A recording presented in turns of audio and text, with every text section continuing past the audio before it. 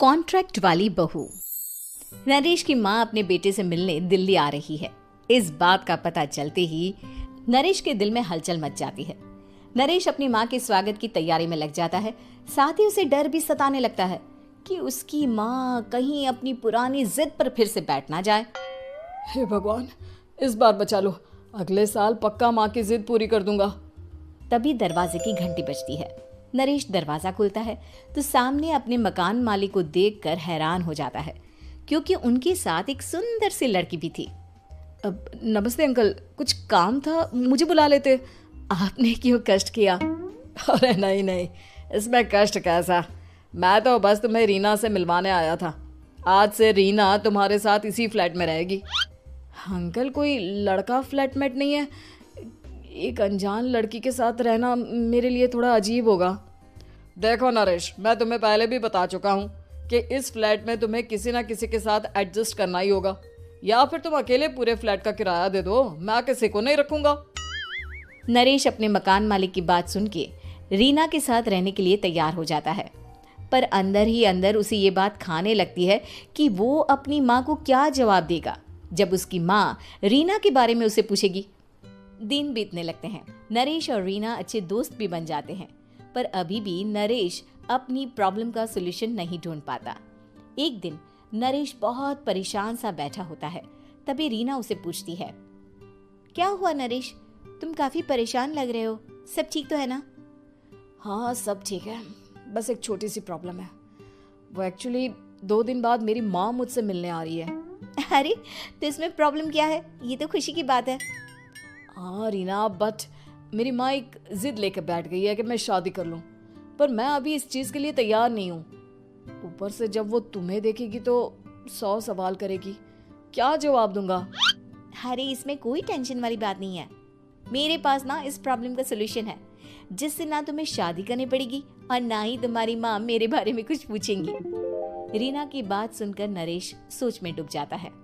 वो सोचता है कि रीना खुले ख्यालों वाली लड़की है, कहीं माँ को सच बता ना दे। नरेश को सोच में डूबा देखकर रीना कहती है, अरे क्या हुआ, किस सोच में पड़ गए? डोंट वरी, जैसा तुम सोच रहे हो ना वैसे कुछ भी नहीं है, मेरे पास एक प्लान है। मैं कुछ समझ नहीं पा रहा हूँ, कैसा प्लान? मैं समझाती हूँ। हम ना एक कॉन्ट्रैक्ट मैरिज कर लेते हैं। फिलहाल मेरे पास जॉब नहीं है, तो तुम इस रूम का किराया दे देना जब तक तुम्हारी माँ यहाँ रहेंगी, सिर्फ तब तक।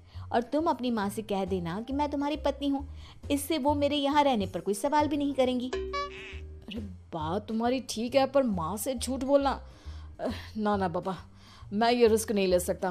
कोई और आइडिया दो ना तुम। देखो मंजूर हो तो बोलो, वरना सच बता दो, मुझे कोई प्रॉब्लम नहीं है। रीना की बात सुनकर नरेश सोच में डूब जाता है। बहुत सोचने के बाद जब उसे कोई रास्ता नहीं मिलता तो वो रीना के बताए हुए रास्ते पर चलने के लिए तैयार हो जाता है। वो रीना से बात करता है और अपनी माँ की पसंद और नापसंद के बारे में बताता है। रीना भी नरेश की सभी बातों को ध्यान से सुनती है, ताकि कहीं उससे कोई गलती ना हो जाए।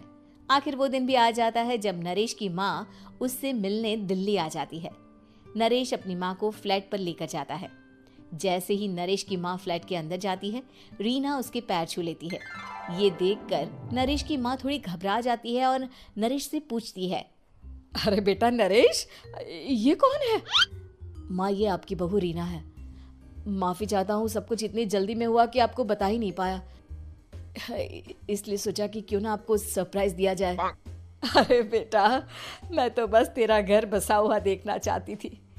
हाँ, बहुत अरमान थे अपनी इकलौते बेटी की शादी को लेकर, लेकिन कोई बात नहीं, शायद किस्मत को यही मंजूर होगा। ये कहते ही नरेश की माँ रीना को गले लगा लेती है। रीना बेटिया, मेरा बेटा ना थोड़ा नादान है, पर तुम काफी समझदार लगती हो, और मैं जानती हूँ कि तुम इसका बहुत अच्छे से ध्यान रखोगी। माँ आप चिंता मत कीजिए, मैं सब संभाल लूंगी। नरेश की माँ अपने बहू और बेटे के साथ खुशी खुशी रहने लगती है। दिन बीतने लगते हैं। नरेश की माँ और रीना का रिश्ता बहुत मजबूत होता चला जाता है। वो दोनों सारा दिन एक साथ रहती और खूब बातें करती। इधर साथ रहते रहते नरेश और रीना भी एक दूसरे से प्यार करने लगते हैं। दोनों को इस बात का एहसास हो जाता है, फिर भी वो इस बात को छुपा कर ही रखते हैं। एक दिन नरेश की माँ और रीना शादी के बारे में बात करने लगते हैं। रीना बिटिया, ये तो नरेश ने मुझे बिना बताए शादी कर ली, वरना मैं तो अपनी इकलौती बेटी की शादी इतनी धूमधाम से करती कि सारी दुनिया देखती रह जाती। अच्छा माँ, आप ऐसा भी क्या करती नरेश और मेरी शादी में जो दुनिया देखती रह जाती? अरे बिटिया, एक माँ के अरमान तुम अभी नहीं समझोगी। मैं तो अपनी बहू को एक रानी की तरह लेकर आती और शादी भी बिल्कुल शाही अंदाज में करती, पर मेरे तो सारे अरमान ऐसे ही रह गए। खैर, मुझे तो अपने बेटे और बहू की खुशी चाहिए बस। ये कहते हुए नरेश की माँ की आंखों में आंसू आ जाते हैं। रीना भी ये सुनकर ख्यालों में खो जाती है, क्योंकि वो भी मन ही मन खुद को नरेश की पत्नी और उसकी माँ की बहू मानने लगी थी। शाम को जब नरेश ऑफिस से घर आता है तो रीना खुद को रोक नहीं पाती और नरेश के सामने उसकी माँ को अपने और नरेश के रिश्ते का सारा सच बता देती है। रीना की बात सुनकर नरेश की माँ दोनों से बहुत नाराज हो जाती है और घर वापस जाने की बात करने लगती है। तुम दोनों ने मुझसे सच छुपाकर बहुत ठेस पहुंचाई है मुझे। अब तुम लोगों के साथ नहीं रहना चाहती मैं, कल ही वापस चली जाऊंगी अपने घर। माँ, मुझे माफ कर दो, ये सब मैंने रीना के कहने पर ही किया है, वरना मैं भी आपको कभी ठेस पहुंचाने के बारे में सोच भी नहीं सकता। हाँ माँ, हमने ये सिर्फ आपका दिल रखने के लिए किया, प्लीज हम दोनों को माफ कर दीजिए। तुम दोनों ने मेरे अरमानों के साथ खिलवाड़ किया है, और वैसे भी मुझे अपने बेटे के लिए एक अच्छी लड़की ढूंढनी है, इसलिए मेरा यहाँ से जाना ही बेहतर होगा। माँ की ये बात सुनकर रीना खुद को रोक नहीं पाती। माँ, क्या मैं आपके घर की बहू बनने लायक नहीं हूँ? रीना की बात सुनकर नरेश हैरान रह जाता है। नरेश की माँ भी कुछ समझ नहीं पाती। मैं कुछ समझी नहीं, आखिर तुम कहना क्या चाहती हो? माँ, मैं वो नरेश से बहुत प्यार करती हूँ और साथ ही साथ मैं आपको भी अपनी माँ मान बैठी हूँ। आज जब आपकी बातें सुनी तो खुद को रोक नहीं पाई, इसलिए सारा सच आपको बता दिया। रीना की बात सुनकर नरेश की माँ की आंखों में आंसू आ जाते हैं और वो अपने बेटे नरेश और रीना को गले लगा लेती है। मेरे घर की बहू तो सिर्फ रीना बिटिया ही बनेगी। मैं आज ही तुम दोनों की शादी की तारीख निकलवा दूंगी, बस एक बार तुम्हारे घर वाले मान जाए। उसी दिन रीना के माता पिता भी उनके फ्लैट पर आ जाते हैं। दोनों परिवार आपस में बैठकर बातें करते हैं और शादी के लिए राजी हो जाते हैं। रीना भी कॉन्ट्रैक्ट फाड़ देती है और कहती है, सही मायने में मैं अब बहू बनूंगी, अब तक तो सिर्फ कॉन्ट्रैक्ट वाली बहू थी।